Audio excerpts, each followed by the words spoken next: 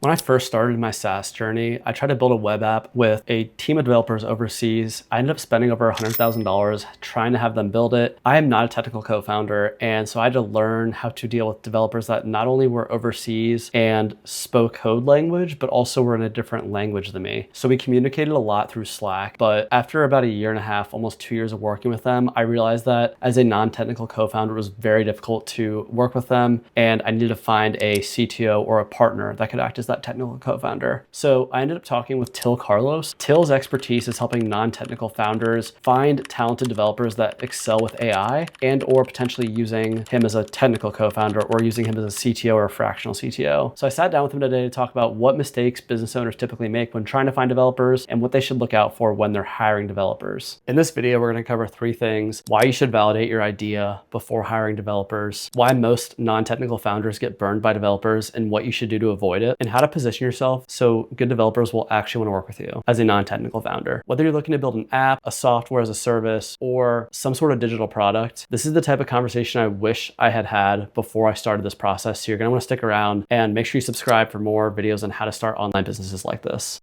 You can only go so far if you don't have a technical person in your team. So either you learned yourself, like the Silk Road founder, he made this drug marketplace, he started to code himself and he learned it by himself. That's possible, but it takes years. Or you do something that is not really a software as a service, that's just maybe a small layer of something, like a wrapper around something else. And I know some business doing that. They're basically reselling PDFs. You might be able to put this together and make a mini SaaS by vibe coding. You're still going to waste a lot of time, but you might be able to do that. But if you're working with anything more substantial, anything that involves a lot of APIs or a great user experience or multi-tenancy or just a big database structure, you need someone technical. You cannot go without. It won't work.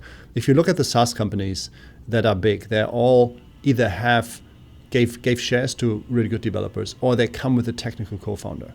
Clear reason: the technical person costs you $100,000 per year. So you can spend that money, or you can give out shares. What's your choice, right? Again, like I said earlier, I hired a team of developers overseas. I actually hired multiple teams of developers and went for, I think, 3. It's very, very difficult to manage developers or trust that they are doing the right thing if you are not a technical person or understand code or you have any experience developing.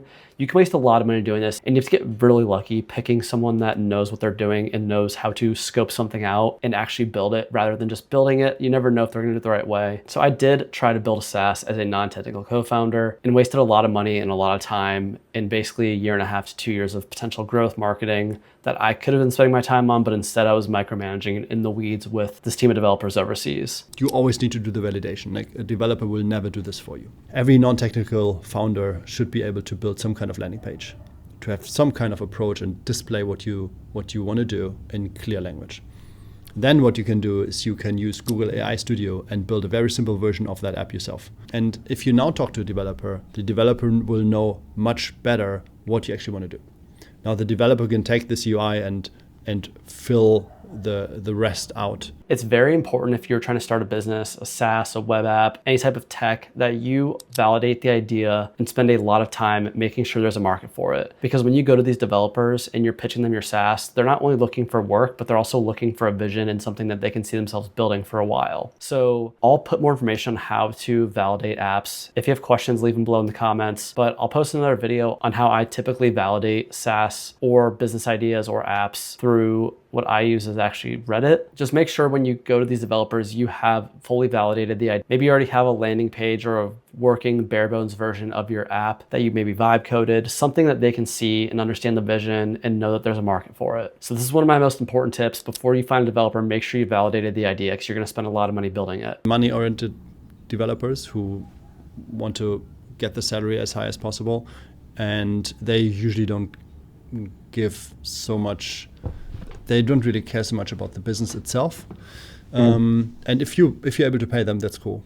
And you just need to still closely monitor them.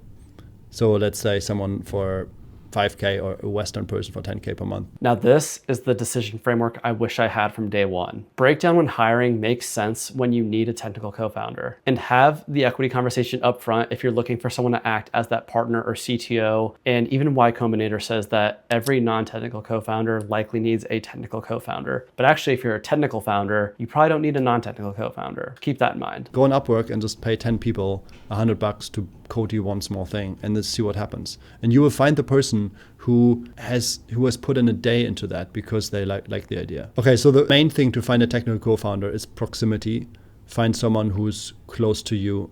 Maybe someone you know already. Apart from them needing to be good, so you know if someone is good if they have done a substantial work in a previous job, and they know to see if someone you can trust someone is just hang out with them and see how it feels. And also I have a YouTube video on the partnership questions. Go through that and both fill out these partnership questions. It really helps figure out how someone is motivated and if there's a match. So that said, if you don't have someone in proximity, well, online. See who's working who's providing value in a Reddit forum. Can you talk with a lot of people and not someone who shows you like an invoice right away. Someone who's helping you for free for some time. Those people usually have the right mindset, and they might charge you later, but it's usually a good starting point. So go to conferences, go to tech meetups, just hang out with tech people, go in forums.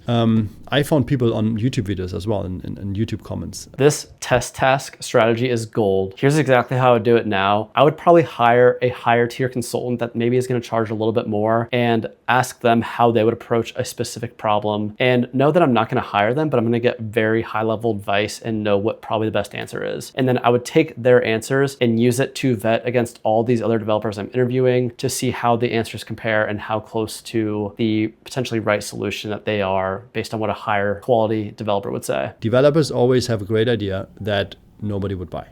And I've seen many people like this. I've been like this myself. So if someone comes to me, and that happened in the past, hey Till, I got this validated idea. We have done a prototype. We have this customer group. We know how to reach them. Would you want to build that? Say, yes, of course. Because my risk goes down a lot. If you bring this to the table, developers will love you. What Till said about reducing developer risk changed how I think about this in this entire approach. If you come to a developer with just the idea versus a full landing page, validation, maybe a wait list of people interested in your product, it's going to be a lot more attractive, and you're going to attract much more quality candidates, especially with the developers you're looking at, and they'll be much more interested in working with you. The best solution here is to hire a fractional CTO who comes in. They're also going to be expensive, but they come in certain times in the week, and just a couple of hours per month that you pay them, or usually on the retainer, and they come in and they make sure that the developers are doing a good job. I mean, our developers are less expensive than you might find someone in the States.